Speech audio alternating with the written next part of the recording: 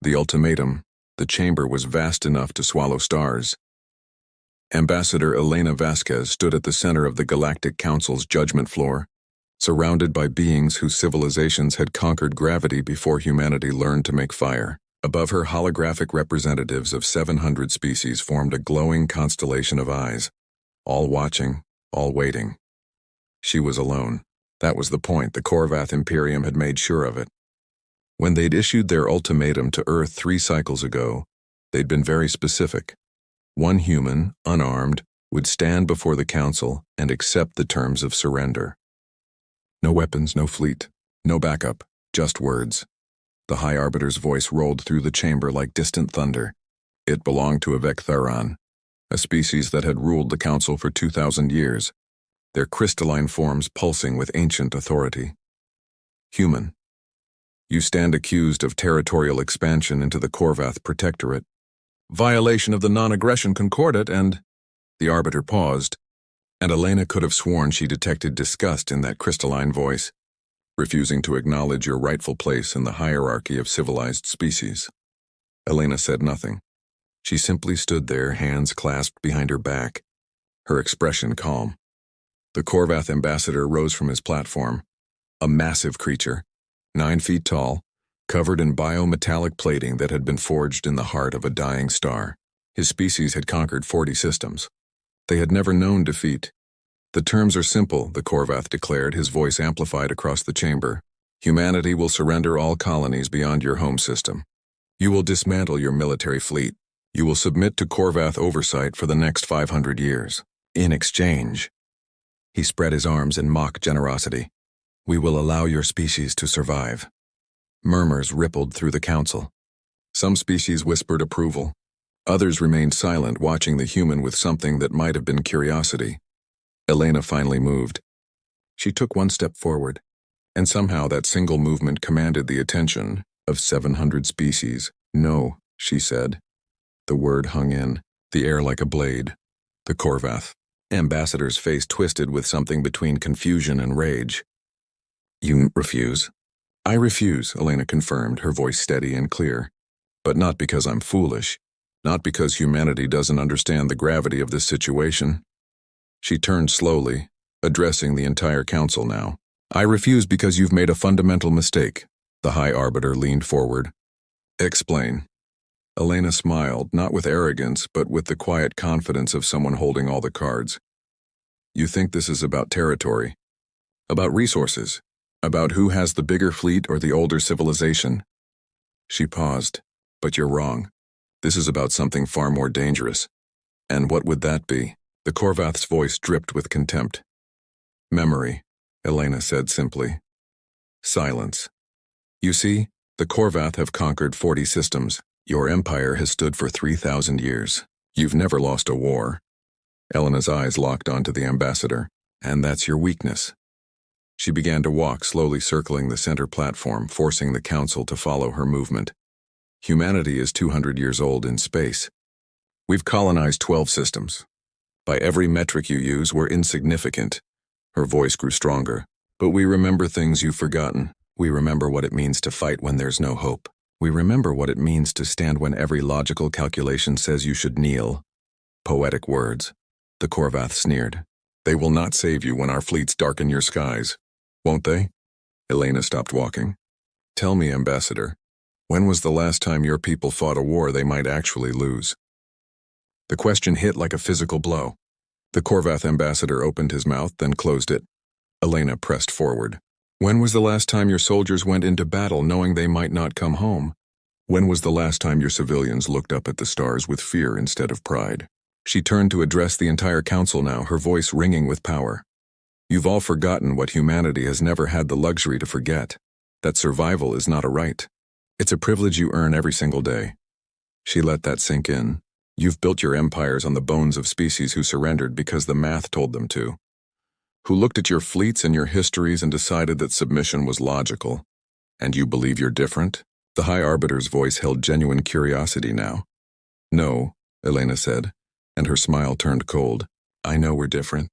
Because humanity has spent its entire existence staring at extinction and spitting in its face. We fought ice ages with stone tools. We've survived plagues that killed half our species. We've looked up at the stars from a single fragile planet and decided to claim them anyway. She turned back to the Korvath ambassador. You want to know what happens if you bring your fleets to Earth? I'll tell you. You'll win the first battle. Probably the second. Maybe even the 10th. Her eyes were ice. But humanity doesn't need to win every battle. We just need to make sure you remember every single one. The chamber had gone completely silent. We'll make your soldiers afraid to sleep. We'll turn every asteroid into a potential weapon. Every colony into a potential trap. We'll fight you in the vacuum of space and in the corridors of your own ships. And when you finally stand victorious over the ashes of Earth, her voice dropped to a whisper that somehow carried to every corner of the chamber. You'll spend the rest of your civilization's existence looking over your shoulder, wondering when the survivors will come for revenge. The Council's choice. The silence that followed Elena's words was absolute. The High Arbiter's crystalline form pulsed with colors that hadn't been seen in the Council chamber for centuries: uncertainty, consideration, and something that might have been respect. Finally, a new voice spoke. It belonged to the Thal Collective, a hive mind species that had observed galactic politics for 5,000 years without taking sides. The human speaks of memory, the Thal said, their 1,000 voices merging into one harmonious sound. But memory is a weapon that cuts both ways. The Korvath remember 3,000 years of victory. What makes humanity's memory more powerful? Elena had been waiting for this question. Because our memory is forged in failure, she said simply. Every species in this council remembers their triumphs. You've forgotten your struggles because you conquered them so long ago they've become mythology. She gestured to the assembled masses. But humanity? We remember our failures like yesterday. We teach them to our children. We study them. We learn from them. She pulled up a holographic display, a simple gesture that every species recognized. Images flooded the chamber. Human history, unfiltered and raw. This is what we remember, Elena said softly. We remember the first city we ever built, Jericho, and how many times it fell before we learned to make walls stronger. We remember the Black Death, which killed 1/3 of Europe, and how we emerged from it to build the Renaissance. We remember 2 world wars that nearly destroyed our species, and how we chose to reach for the stars instead of annihilating ourselves. The images shifted, showing spacecraft disasters, colonial failures, first contact scenarios gone wrong.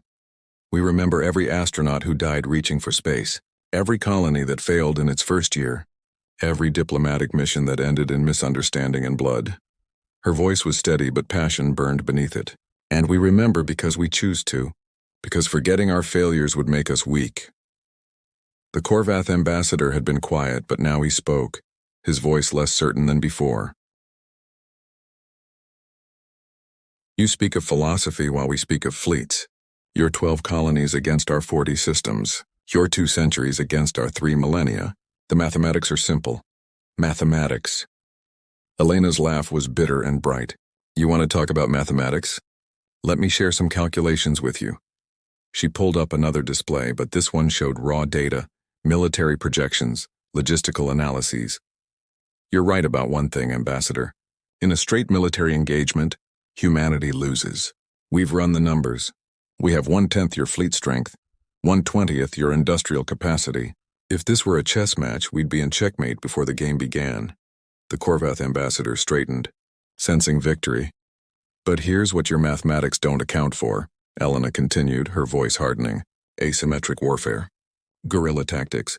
The fact that every human colony is already prepared for evacuation and scorched earth protocols. The fact that we've spent the last 2 centuries building our entire civilization with the understanding that we might need to fight someone bigger, older and more powerful than us. She zoomed in on specific data points. Your fleet takes 6 months to mobilize fully. Ours can be deployed in 6 days. Your supply lines stretch across 40 systems. Ours are concentrated, redundant, and built to survive. Your soldiers fight for glory and empire. Ours fight for survival. She looked directly at the ambassador. And the mathematics of desperation are very different from the mathematics of conquest. A new voice entered the conversation. The Saranth Federation, a species known for their cold logic and analytical precision.